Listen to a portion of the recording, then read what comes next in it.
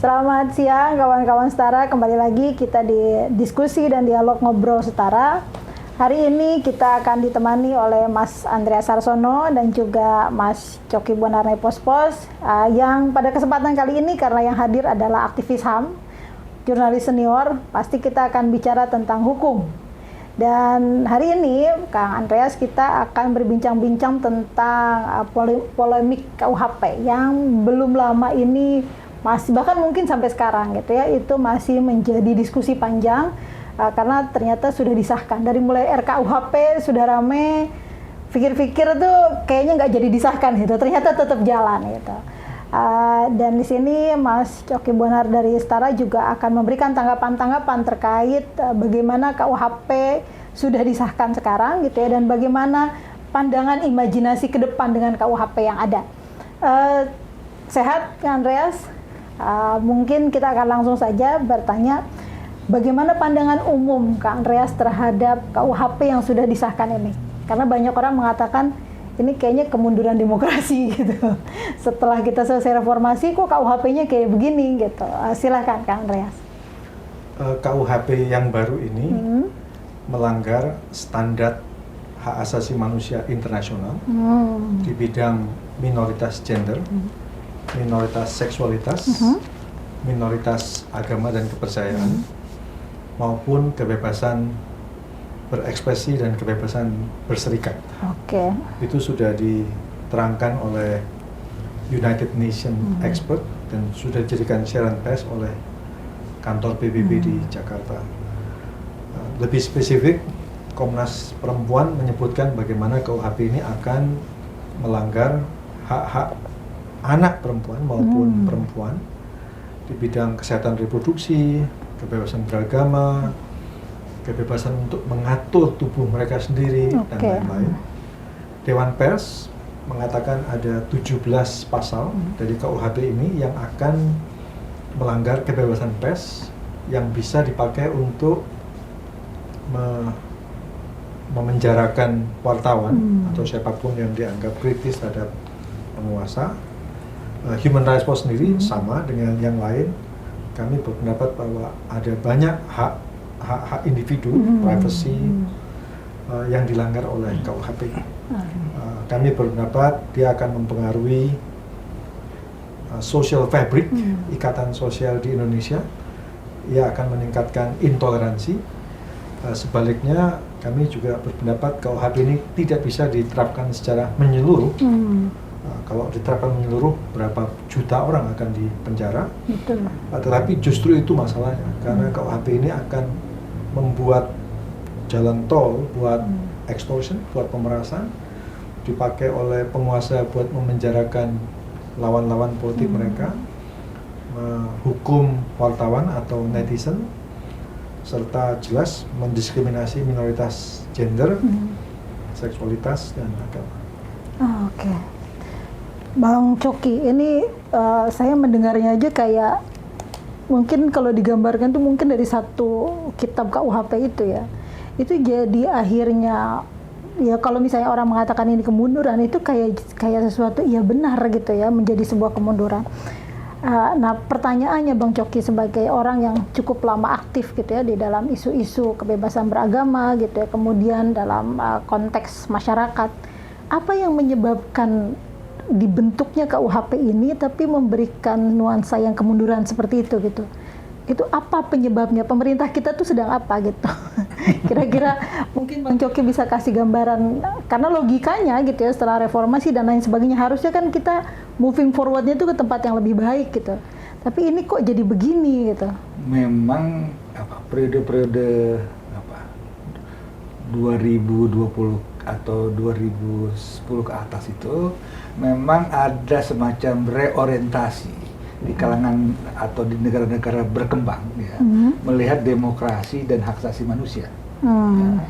Dan kemudian hubungannya dengan kestabilan dan pertumbuhan atau pembangunan ekonomi.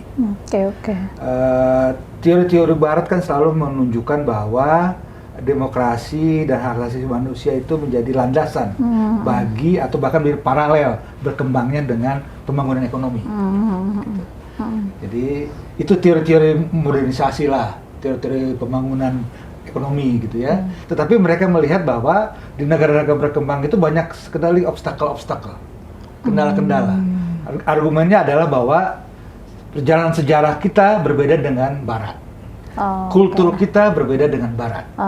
Dan pihak kedua mereka melihat bahwa ada negara-negara yang tidak menghormati hak asasi manusia, ya, tidak menghargai emansipasi, tetapi pertumbuhan ekonominya baik. Bagi contoh misalnya China, Vietnam, even Singapura misalnya. Negara-negara yang selalu mengatakan bahwa dulu ada istilah Asian value ya, dulu ya, nilai-nilai Asia. Nilai-nilai Asia dikatakan berbeda dengan Barat. Nah, negara-negara ini celakanya pembangunan ekonominya cukup baik gitu, apalagi China sebagai model gitu ya. Jadi ada kecenderungan, dan apalagi di dunia ketiga kan memang tadi kata publik sosialnya kan memang sejak ini kan dari kultur feodal semi otoriter itu memang belum berkembang menjadi full gitu, penghormatan terhadap sesama. Human dignity tidak pernah dihormati. Dan selalu elit lebih mementingkan dirinya sendiri gitu loh. Ditambah lagi memang inilah yang juga membuat rumit adalah perkembangan digital. Teknologi digital ya, di mana kemudian kebebasan berekspresi, informasi itu kemudian menjadi begitu penetrasi kepada semua aspek kehidupan. Ekonomi juga berubah dari ekonomi yang tadinya lebih banyak tukar menukar, finance, sekarang ini ekonomi digital kan, transaksi hampir semua diatur oleh digital. Jadi dunia berubah, terjadi disrupsi, jadi ada perubahan begitu. Nah, negara ini juga mengalami tekanan. Nah, itulah kecenderungan kemudian bagi elit-elit di negara berkembang kemudian apa yang istilah sekarang autokrasi. Autokrasi itu secara tidak ada pilihan dan secara begitu saja diatur sehingga mereka kemudian menjadi memang tidak menghargai demokrasi. Lebih menekankan kestabilan politik dan menekan suara-suara yang berbeda. Nah, ini kecenderungan umum bukan hanya di Indonesia sesungguhnya, ya, tapi juga di banyak negara. Bahkan juga saya pikir di Barat juga kemudian apalagi dengan bangkitnya populisme, bangkitnya politik identitas, mereka juga mengalami tekanan yang sama, ya. Bagaimana semburan-semburan kebencian, ujaran kebencian, penggunaan politik identitas kan juga menguat di Amerika, sekarang di Meksiko misalnya, gitu ya. Berhasil untuk agak ada perbaikan karena Jair Bolsonaro sudah tumbang gitu ya. Tapi di banyak negara juga muncul, India misalnya. Ya. Jadi ini kecenderungan umum sebetulnya melanda di seluruh dunia. Nah, di Indonesia tidak terkecuali. Dan bagi pemerintah Jokowi kan memang sejak awal mereka lebih mementingkan bahwa ya ucapannya sederhana lah. Kalau perut belum cukup gitu kan, janganlah bicara yang lain dulu gitu loh. Tapi jangan lupa bahwa meskipun perut cukup, tetap ada ketamakan, ada kerakusan gitu loh ya. Dan selalu ada kecenderungan untuk kemudian mengeksploitasi yang lain gitu. Nah, itulah situasi luar yang mengubah perumusan dalam KUHP itu sebenarnya merepresikan hal itu. Jadi kecenderungan untuk KUHP itu menjaga supaya negara stabil, sistem politik stabil, suara-suara berbeda sedapat mungkin diredam supaya dengan negara bisa tidak rumit gitu istilah mereka kan, bisa berjalan gitu. Ya makanya kebebasan pers berapa mungkin kebebasan berkumpul tekan. Apalagi misalnya kalau kita lihat ada undang-undang cipta kerja misalnya itu kan, sama semua tuh senada semua itunya kok kecenderungannya gitu loh. Nah, yang memang agak menarik di sini makanya kita adalah yang berkaitan dengan tindak pidana agama gitu ya. Ini ada sedikit juga dubius atau kebingungan di kalangan pegiat hak sipil ya, gitu ya. Satu sisi ada yang mengatakan bahwa ini lebih maju begitu ya, lebih progresif. Tapi di sisi lain ada yang mengatakan bahwa tidak cukup. Kalau teman-teman seperti Andreas pasti katakan bahwa ini tidak cukup, not enough lah, gitu ya untuk menjamin kebebasan beragama. Tapi ada pihak lain misalnya yang mengatakan bahwa ya ini udah lebih baik gitu. Ini memang masih ada perdebatan. Kalau kita di Setara misalnya ya, memang dari dulu kita menginginkan misalnya penodaan agama itu dihapus, ya, diganti dengan pasal 20-nya Konvensi Hak Sipil dan Politik ya. Semua tindakan yang menganjurkan kebencian, permusuhan, hasutan dan sebagainya harus ada aturannya gitu. Nah, ini memang terbaca di pasal 300 misalnya gitu ya. Tapi kemudian misalnya soal melarang penganjuran untuk berpindah agama atau sebagainya kan itu bertentangan dengan standar internasional gitu. Di Indonesia ini kan ada semacam mitos bahwa orang Indonesia harus beragama. Padahal saya katakan Haji Agus Salim, saya mengatakan bahwa meskipun negara Pancasila, meskipun kita ketuhanan yang Maha Esa menjadikan sila pertama bahwa negeri Indonesia ini menghormati nilai-nilai dalam keadaan agama, tapi tidak berarti orang harus mengandung satu agama. Iya, betul. Kebebasan beragama sekaligus kita menghormati kebebasan tidak beragama. Dan orang yang tidak beragama itu bukan berarti tidak mengenal tidak ateis, itu beda loh, ya. Ada orang yang tidak beragama karena dia merasa bahwa agama ini adalah hanya organisasi yang justru adalah membuat situasi menjadi lebih rumit. Dia menghargai sesuatu yang transenden gitu ya, yang di luar keberadaan manusia, sesuatu yang mungkin yang tidak bisa didefinisikan gitu kan, tidak bisa dibayangkan, tapi dia percaya itu gitu. Tapi dia tidak percaya pada agama. Itu kan hal berbeda misalnya gitu loh. Nah, di Indonesia hal-hal seperti itu yang tidak dikenal gitu loh. Tapi tadi itulah makanya kenapa kita mengundang Andreas itu, kita ingin tahu juga bagaimana pendapat Andreas tentang hal-hal itu. Atau begini dulu Mas Andreas, kita mulai dari yang pertama tadi disampaikan Bang Coki, bahwa KUHP ini itu sebenarnya gitu ya, ada beberapa hal yang bisa disebut kemajuan gitu, tapi ada juga yang seperti yang Bang Andreas sampaikan, ini masih jauh lah dari harapan banyak orang.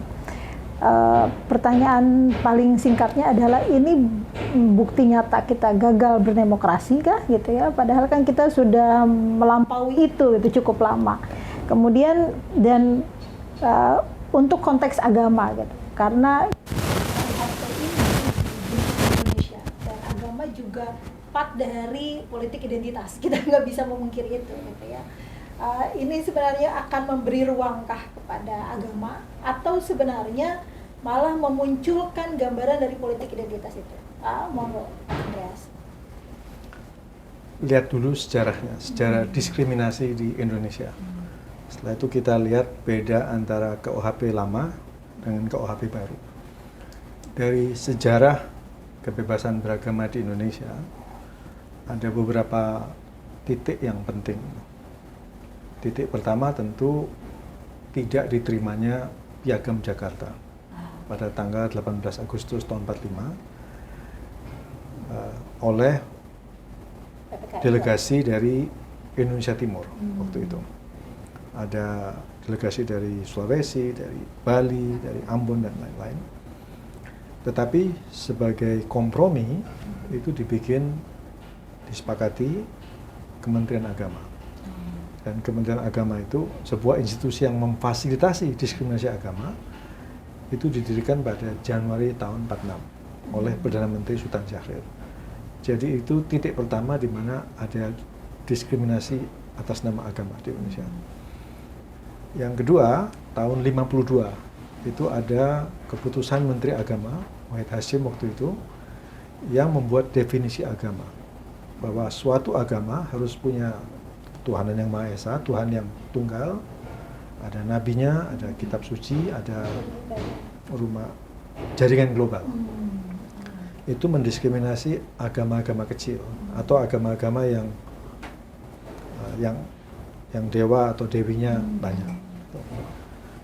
Titik ketiga itu adalah keputusan Presiden Soekarno tahun 65 untuk memasukkan penodaan agama dalam KUHP. KUHP yang sampai sekarang masih dipakai, satu pasal. Di mana kalau orang menodai agama maksimal 5 tahun penjara, dan ada 6 agama diakui di Indonesia. Tonggak berikutnya sebenarnya banyak, tapi yang penting tahun 2006 ketika dibikin peraturan kerukunan umat beragama. FKUB. FKUB itu singkatnya yang mayoritas punya hak veto akan yang minoritas lewat proporsi keanggotaan FKUB. Nah, jadi itu degradasi kebebasan beragama yang terjadi di Indonesia sejak tahun 45. Nah, sekarang kita melihat KUHP yang baru ini gimana? Menurut saya KUHP yang baru ini lebih turun lagi. Karena dari satu pasal yang dibikin Soekarno tahun 65 sekarang menjadi 6 pasal. Diperlebar, walaupun hukuman penjaranya diturunkan dari 5 tahun jadi 3 tahun. Lantas selain melindungi, tanda petik melindungi agama dari tindakan permusuhan, itu juga memasukkan kepercayaan.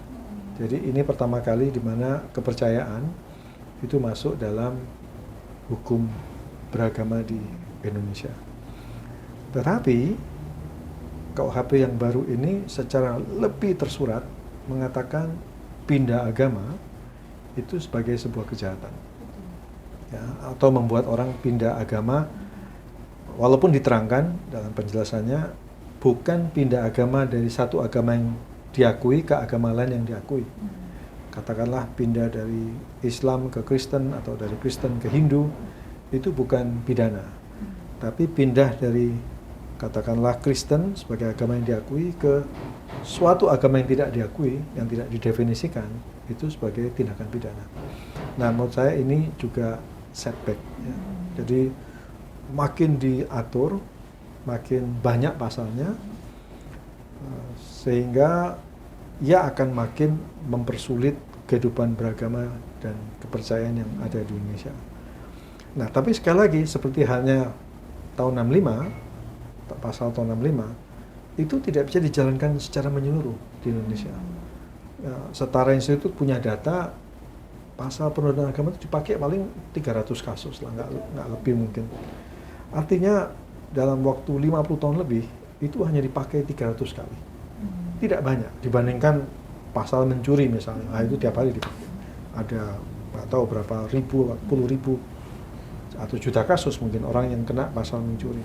Tapi pasal penodaan agama tidak. Nah, disitulah persoalannya. Karena KUHP yang baru ini akan membentuk masyarakat Indonesia menjadi makin tidak toleran. Kita sudah punya berbagai macam persoalan gara-gara berbagai macam peraturan-peraturan daerah yang diskriminatif, lebih dari 700 sejak tahun 2001. Perda-perda yang diskriminatif itu menciptakan iklim buat bullying, buat intimidasi, buat merendahkan satu sama yang lain. Nah, KUHP ini lebih besar lagi dampaknya. Dia akan membuat masyarakat di Indonesia, nation state di Indonesia, social fabricnya itu makin rentan. Ya, terjadi makin banyak bullying, intimidasi atas dasar KUHP. Bang Coki, kalau apa yang disampaikan oleh Mas Andreas barusan itu,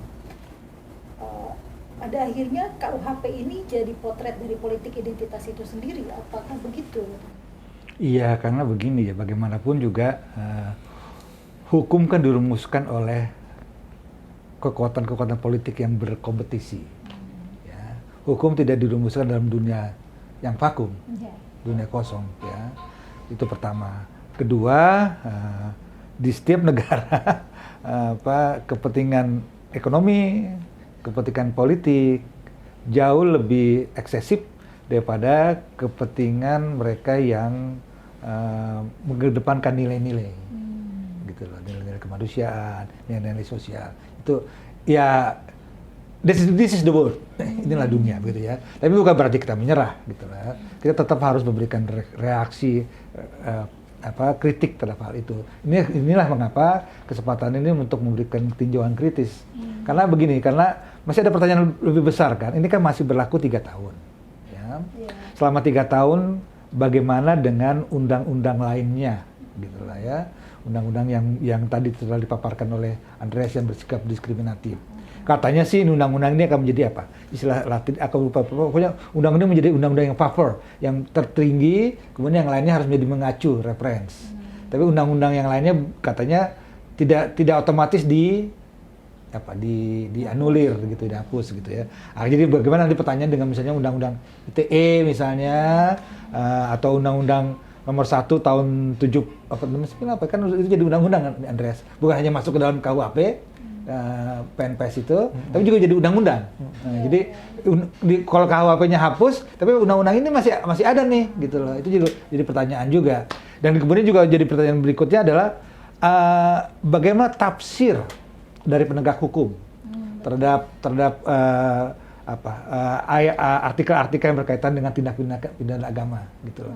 Kan bagaimanapun ini nanti artinya prakteknya lebih menentukan dari ketimbang apa yang kita bayangkan. Meskipun di bagian penjelasan itu adalah beberapa hal yang misalnya apa yang maksud dengan misalnya ini itu kok tidak dikatakan sebagai sebuah tindakan permusuhan kalau itu bersikap pandangan objektif di kalangan terbatas atau apa adalah di bagian penjelasan itu. Tapi kan penafsiran penegak hukum dan juga nanti pihak yudisial bisa berbeda.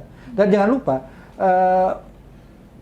hampir bisa dikatakan 80% dari kasus-kasus penodaan agama itu sebetulnya tidak layak sebagai sebuah kasus. Dan itu hanya lebih karena tekanan publik, tekanan kelompok-kelompok yang mengatakan dirinya ada mayoritas, sehingga hak polisi, hak jaksa, hakim tidak berdaya. Bayangan mereka kan adalah, waduh, kalau itu kita tidak turutin mereka, ini kacau nih, bisa rusuh nih, bisa politik tidak stabil nih. Itu yang yang lebih apa? Nah sama juga saya bayangkan nanti misalnya 3 tahun atau 5 tahun yang lalu, karena kan ini kan sudah terbentuk gitu ya. Kalau orang bisa mengatakan, oh itu ucapan dia tuh permusuhan tuh. Sebenarnya nggak. Saya meskipun itu lebih baik gitu ya. Tapi tergantung nanti siapa yang ininya lah, yang menafsirkan. Oh ucapan dia sudah permusuhan terhadap satu kelompok. Dan kemudian dia tekan terus bentuk opini dan sebagainya. Polisi nggak berani, ya masuklah dia pasalnya itu. Idealnya sebetulnya dalam sebuah penal code sebuah negara tidak perlu tuh ada hukum atau regulasi yang mengatur soal agama. Kita mengacunya pada pasal 18 Konvensi Hak Sipil dan Politik loh. Kebebasan berekspresi, keyakinan dan agama itu satu nada. Di satu pasal 18. Itu mengatakan bahwa agama itu bukan sesuatu yang istimewa sehingga harus atur sendiri. Karena itu bagian dari kebebasan berekspresi seseorang, gitu loh. Nggak perlu ada aturan tentang agama. Soal perusahaan rumah ibadah yang rusak rumah orang juga pasti dihukum kok, gitu loh ya. Menggunakan kekerasan, menghasut juga, ya dihukum juga tetap. Gak usah pakai dasar agama, tetap harus dihukum, gitu loh ya. Jadi apa perlunya ada satu bab sendiri tindak pidana agama? Ya, saya tidak mengerti gitu loh. Berarti makin buruk kan? Justru kalau dalam perspektif hak asasi manusia sesuatu yang diatur, gitu loh, itu negatif jadi pada perkembangan hak asasi manusia kan gitu. Hak sipil politik kan seharusnya kan negara membiarkan itu gitu loh, tidak kemudian mengatur. Yang diatur adalah soal-soal yang berkaitan dengan kesejahteraan, hak sipil ekonomi gitu kan. Semakin negara mengintervensi dalam bentuk regulasi itu berarti kemunduran gitu loh. Jadi itu prinsip dasar dari itu. Yang menarik adalah KUHP ini dinilai oleh minimal 2 negara, Amerika Serikat dan Australia, akan mempengaruhi investasi asing di Indonesia. Menurut Duta Besar Amerika Serikat, Sung Kim, dia bilang perusahaan Amerika yang akan investasi di Indonesia, di dalam matriknya, itu akan mempertimbangkan KUHP yang melanggar privacy, mungkin expatriate karyawan mereka, baik yang lokal maupun yang dari luar. Atau Australia itu mengatakan travel advisory bahwa sekarang datang ke Indonesia harus pertimbangkan ini karena hukumnya belum dijalankan, KUHP-nya belum dijalankan, tetapi opininya sudah mulai terbentuk bahwa KUHP ini melarang hubungan seks di luar nikah, KUHP ini melarang hidup bersama tanpa pernikahan yang resmi. Nah sekali lagi hukum ini tidak bisa dijalankan secara menyeluruh. Tetapi dia akan dilakukan selective enforcement. Nah kalau ada masalah, ada keluarga yang dysfunctional, ada orang tua yang mungkin nggak seneng anaknya punya partner baik partnernya itu hetero atau homoseksual, laporin ke polisi, bisa jadi senjata untuk keluarga yang dysfunctional ini. Nah, itu akan mempengaruhi ekonomi Indonesia. Buat saya itu yang menarik. Ya, karena gimana pun juga hukum pidana itu kan berdasarkan pengaduan gitu. Dan ketika dalil-dalilnya itu ada, orang siapapun yang punya kepentingan mungkin bisa memanfaatkan dalil-dalil yang ada di KUHP ini sebagai sebuah eksekusi terhadap keadaan. Kira-kira begitu kan? Dan keluarga bisa ditekan. Bisa ditekan. Jadi kejadian ini karena begini, kalau misalnya yang pasal hidup hubungan sama Leven itu kan. Apalagi kalau anak, aku nggak berpikir beginilah. Orang yang sama Leven di atas umur 20 yang sudah dianggap sudah dewasa, sudah akil balik. Dia kan sudah punya hak authority terhadap tubuhnya, gitu loh. Baik orang tua atau siapapun tidak berhak untuk mengatur dia. Itu tubuh dia, gitu. Dia yang berhak untuk mengatur dirinya. Apalagi kemudian ada faktor anak. Anak, oke lah. Berarti kalau ada anak, umur berapa anak berhak untuk mengadu? Dia berada di bawah perwaliannya. Ya, secara hukum kan dia harus di atas 21. Baru bisa dia mengadu, gitu ya. Nah, orang tuanya umur berapa tuh? Anggaplah orang tuanya paling muda umur waktu dia melahirkan dia 17 tambah 21 38.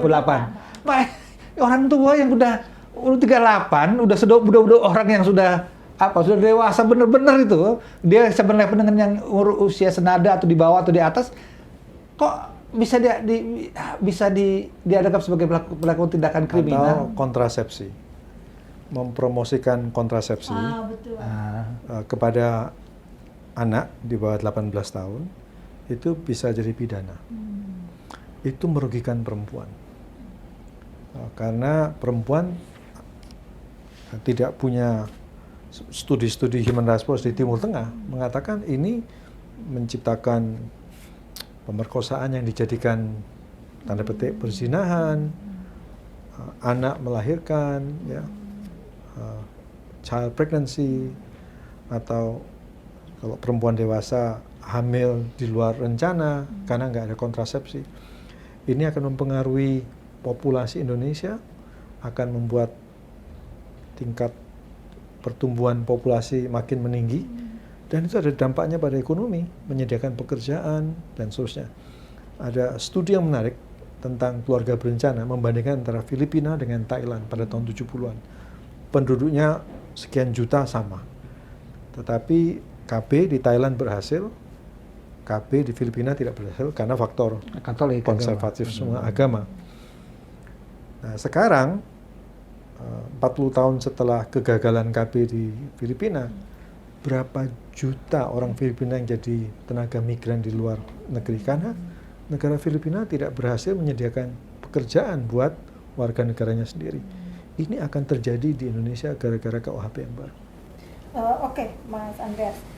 Mungkin pertanyaan yang paling mendasar dan juga banyak ditanyakan oleh rekan-rekan setara ke kami gitu ya, itu pertanyaan tentang apakah ada negara juga yang punya pengalaman yang sama seperti kita, mungkin seperti yang disampaikan tadi Kak Andreas, kasus Filipina misalnya di salah satu pasal gitu ya, atau pasal-pasal lain gitu, dan apakah itu punya dampak gitu ya kepada negara tersebut atau kepada masyarakat? Banyak sekali. Tapi jawabannya mungkin kita tunda setelah ini. Kita akan membahas gitu ya, bagaimana kita jika memperbandingkan antara kondisi di Indonesia dan kondisi negara lain, supaya kita punya gambaran bagaimana akibatnya jika kita tidak memperjuangkan hak-hak ini di publik kita sendiri. Tetap bersama kami di Ruang Setara. Kita akan berbincang dan memperdalam lagi pemahaman tentang KUHP terbaru ini.